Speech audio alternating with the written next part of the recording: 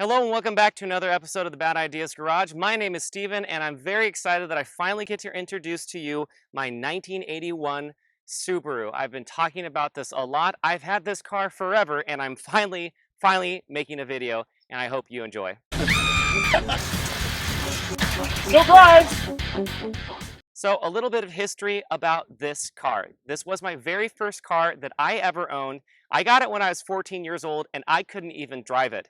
The previous owner is a dear friend of mine, Joe Stagliano and family. The original owners, they knew that I loved this car because at soccer practice in junior high, I would talk about how great this car was. Part of this is because my dad had a 1986 white Subaru wagon and this used to be all white. And I'm like, this is awesome. I can go have my own. At some point, they realized that they didn't want to dump the same amount of money into that Subaru every single month. And so they sold it to me for just $5. I didn't have a $1 bill on me and they got it for $5. So I drove this car throughout high school and it had a couple of fun things about it, but it did run and drive pretty well. Besides, it turned off when you took right-hand turns, but I was really good at clutch starting it whenever that happened.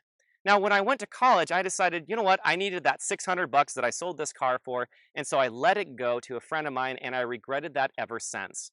Now, fast forward 11 years from that point, I'm surfing through Craigslist. I recently got engaged. I spent a lot of money on that. I recently bought a house. I spent a lot of money on that. And this exact car comes up on Craigslist, and I couldn't believe it. And I also couldn't afford it. However, my beautiful and lovely wife, she dipped into her savings and bought this car for me, and we still have it. And we've had some incredible adventures in this exact car ever since, including winning the Hagerty Car of the Year. Now, I don't know if you know anything about Hagerty Insurance, and no, I'm not sponsored by them, but if you sign up with insurance with them, they put you into a contest for a Car of the Week, Car of the Month, and then a Car of the Year. And so this car won Car of the Year back in 2018. They made a really awesome video about it. They came out here from Michigan, sent a film crew. I felt like a really big deal. And that's before it had some of the upgrades that it has now. I'll talk about those in just a little bit. So I'll link that video in the description below. It's fabulous. It's awesome. As always, make sure and like and subscribe these videos. I hope that you love our content. Hopefully that you love all of the content about the fire trucks that we've been talking about and also our Route 66 trip. So thanks for your support. I really appreciate it. So in today's video, we're going to take a tour of my very special 1981 Subaru, and we're going to go on a little bit of a drive to hear the engine that's now in this car.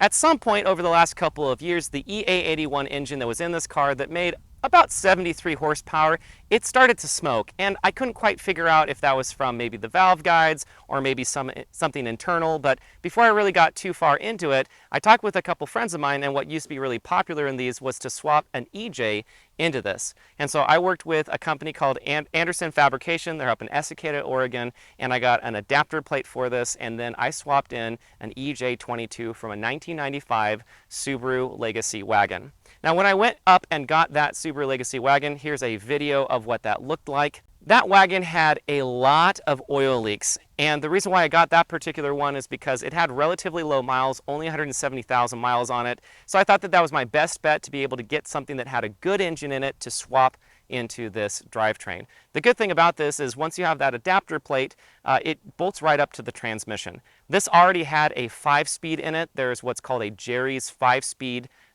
conversion kit, so the 4-speed was long gone. The owner that owned it for about 11 years in between me getting it and me selling it, he got rid of the original 4-speed that was in it. It was not a very good transmission. So moving up to the 5-speed, you get a much better transmission, and that 5th gear means that you could cruise at like 65 miles an hour at about 3,000 RPM rather than 55, which makes a really big difference. So the transmission, I believe, in this one is from a 1984 or 1985 Brat.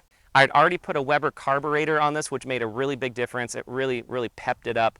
But I wanted to see about getting something that was faster. So if I was going to be doing something that was more in-depth, I decided that I was going to go with an EJ22. And so that's what we did. So once I got the EJ22 in, there's some wiring that I had to finish up. I had someone else do it. So while the engine was out of the car and was getting put into this one, we found that the cylinders were scored. That probably was because of a head gasket leak that had gone on for a little bit of time. And so I started looking into things like buying a new block for it, or maybe getting another donor car. But what I decided to do instead was to bore this out from a 2.2 to a 2.4 and then put forged internals in this. So yes, this now has a 2.4 liter engine and it has forged internals in the inside, including some of these pictures. It's absolutely awesome. It also has a mild cam on it and it makes some really good power. It absolutely rips, although it's connected up with that transmission that probably only had about 90 horsepower connected to it for most of its life. So I do take it really nicely, especially when I'm pulling away. I never launch this car or anything because I really don't want to break that transmission. A couple other upgrades. This has a factory limited slip from a Subaru RX, which was a coupe that was made in the mid 80s. And it also has rear discs in the back as well, which is a really big upgrade for Subarus at the time. So this has just about the best brakes you can get. It has vented rotors in the front as well from another Subaru. It has the limited slip. It has a custom driveline. It has the EJ22. And so this car is put together just the way that I like it, and it is fabulous to drive. So walking around this car, it's clearly not in perfect condition, and that's because I do go off-roading in it. I've done a couple Gambler 500s in it, and it just is aged over time because it has 317,000 miles on it. So while it's not in perfect condition, it really isn't bad for how old it is. And there's my weird flex. That was the Haggerty Car of the Year. So one fun thing about this car, just on the outside here, these tires are fairly rare, but finding really anything in 13 inches anymore is really difficult to find that's not something that's a Walmart special in all season. This has some pretty incredible tread on it, and it really helps when I'm off-road. It was a night and day difference when I moved from a set of old snow tires to this. A couple of things about the outside of the car is I do have this roof rack on the top, and I have the spare tire up here as well. And the reason why it's there is because there's nowhere else for a spare tire because it used to be in the engine bay. I'll show you that in just a second.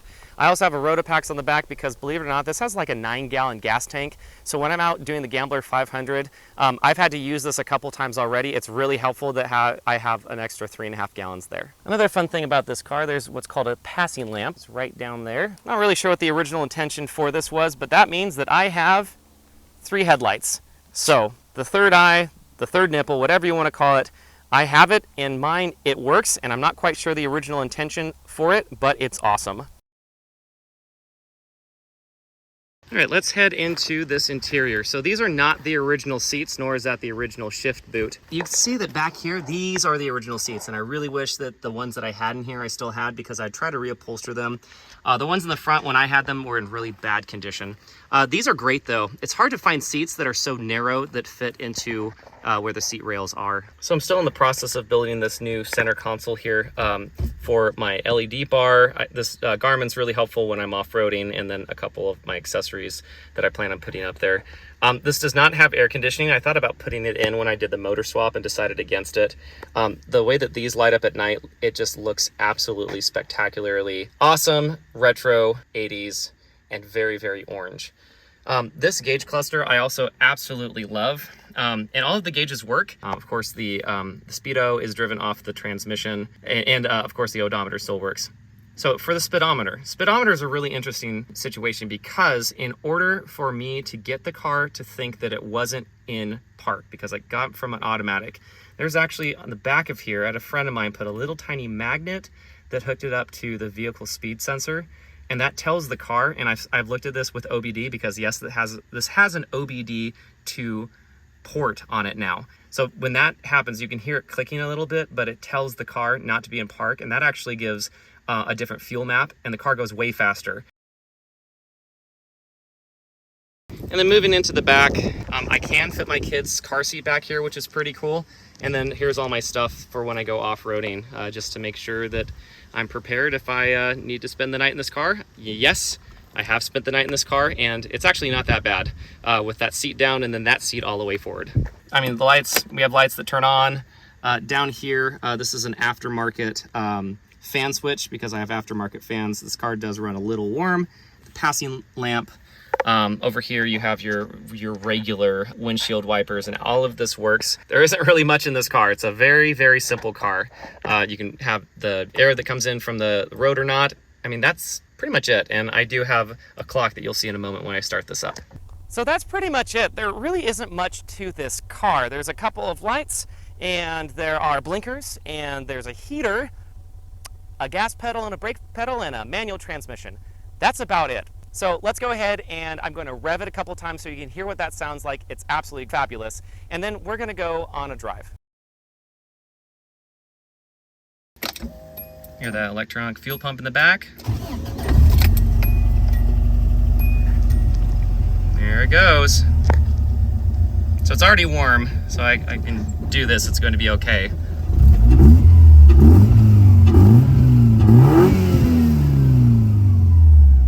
Yeah, it didn't sound like that from the factory.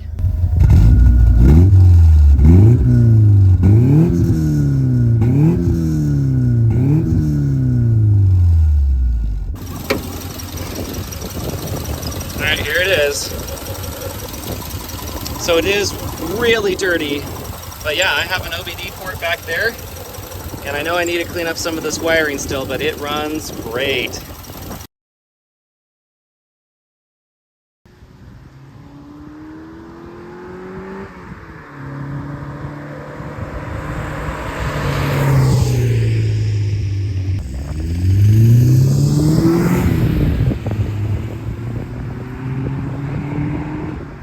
All right, so we're about to go on a drive. I hope that drive-by clip was very overwhelming for you. Now that I'm looking at it now, it's very, very underwhelming. But inside the car, I promise you, it feels like we're going really quickly. So one of the things that I nearly forgot to talk about, which is silly because it's the Subaru, is the four-wheel drive. So this four-wheel drive, this is an actual dual range. You can read it right there, which means that I have a high and a low range, and all you do is you press in the clutch, pull up, you are in four-wheel drive. And in the gauge cluster, there used to be a really awesome little thing that said four-wheel drive, but now I just get the little thing that says low. And then you put it one more time, you can hear the satisfying clunk, and you are in. So this means that when I am off-roading and I periodically get stuck, you put it in this and you get lower gears, which works fabulously well in this thing. It is hard to get this car stuck. The limiting factor, obviously, is the ground clearance. And so as long you're moving, sometimes you have to rock back and forth a little bit. You just put it back down and you're back into front wheel drive. And then another fun fact, this emergency brake is actually on the front wheels as well. It's kind of weird. Alrighty, so of course, safety belt first. So Subarus in the early 80s were called the EA81, and then in the second part of the 80s, they were called the EA82, and then they moved into the Loyal and then Legacy. There's a couple of idiosyncrasies in there, but that's generally about how things went. And so this is an EA81, but there are lots of EA82 parts, and of course, the EJ motor from a Legacy that's in here. So I do always take it really nicely on that clutch because I don't want anything to happen to this transmission that's in it, because otherwise I'd have to upgrade to an EJ transmission, and then I'd lose that that dual range unless I found an EJ dual range transmission, which they do exist. They're hard to find, but then I'd have to do different axles and I'd have to do different wheels, etc. Also, fun thing about this, it has 4x140 wheels, which means that those are also really hard to find. So I just run the 13-inch wheels, and I found those tires, and I'm really grateful for that. But a lot of people do drill out wheels from like a Nissan to get like 14-inch wheels, because the tires that you can get with 14 or 15-inch versus the 13-inch, it's like night and day.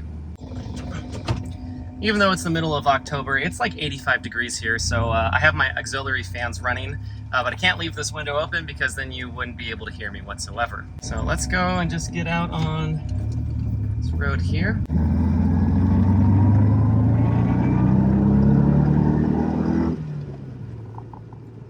Yeah, that's 40.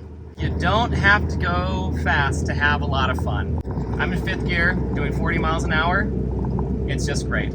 I can do 65, so 65 on the freeway in this car is not bad. And even with these tires, you can maybe hear them hollering a little bit in the background. They're really not that loud compared to like a lot of really deep treaded off-road tires. Now for the suspension, this rides really nicely, and just before I got it, and this was several years ago now, but I really haven't put that many miles on it. I got all of the parts that came with this car. In fact, when I bought it back from the guy that owned it for 11 years, There was 2 Suburbans worth of parts that came with this car.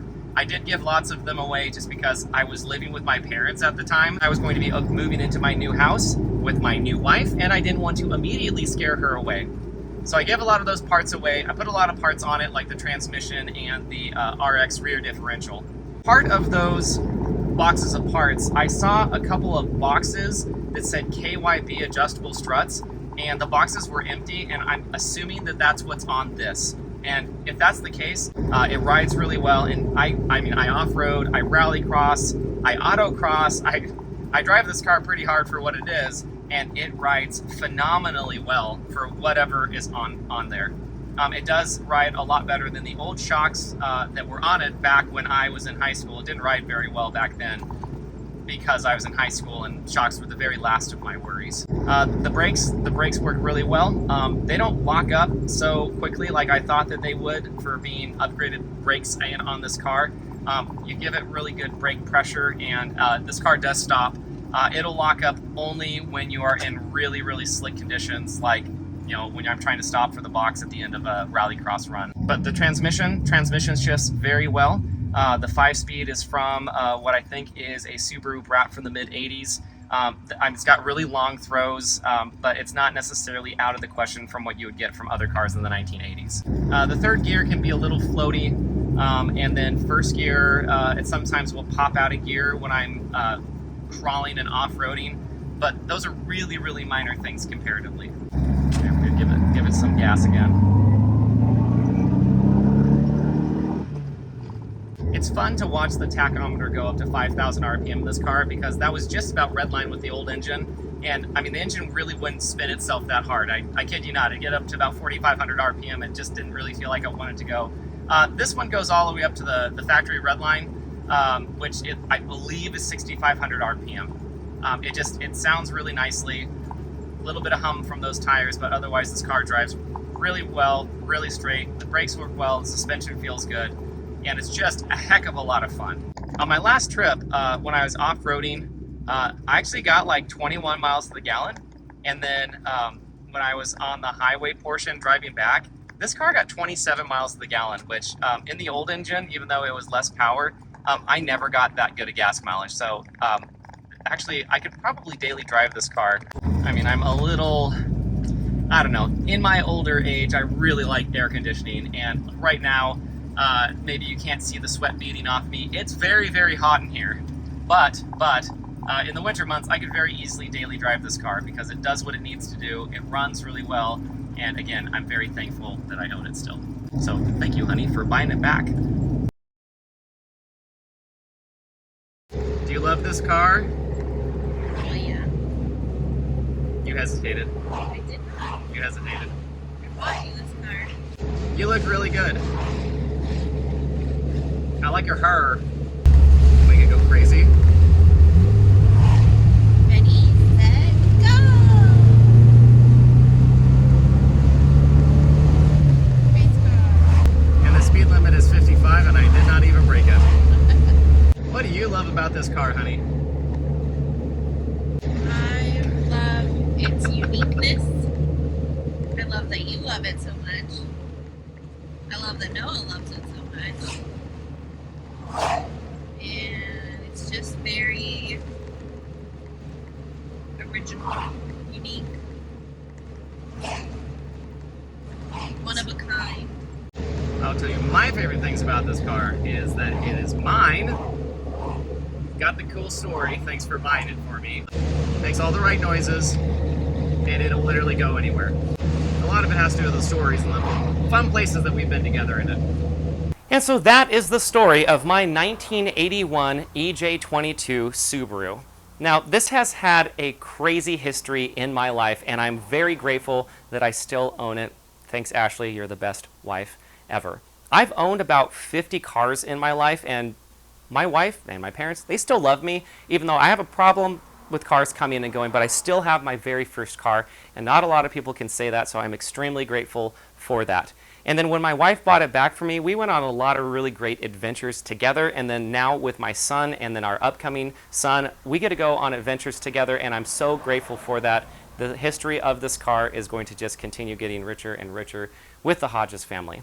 So if you want to hear more stories about that in the future, and then finally, I'm going to do a review of the C43 AMG Ute behind me. Make sure and like and subscribe to our channel. That review should be coming soon, finally. I know I've received a couple of messages asking the history of this car. Short story, got hit by a couple of trucks, got smushed in between them. I was driving, we were in it, and then it became its own truck. Just magic how that works. So we'll catch you on our next video. As always, thanks for watching. Bye-bye.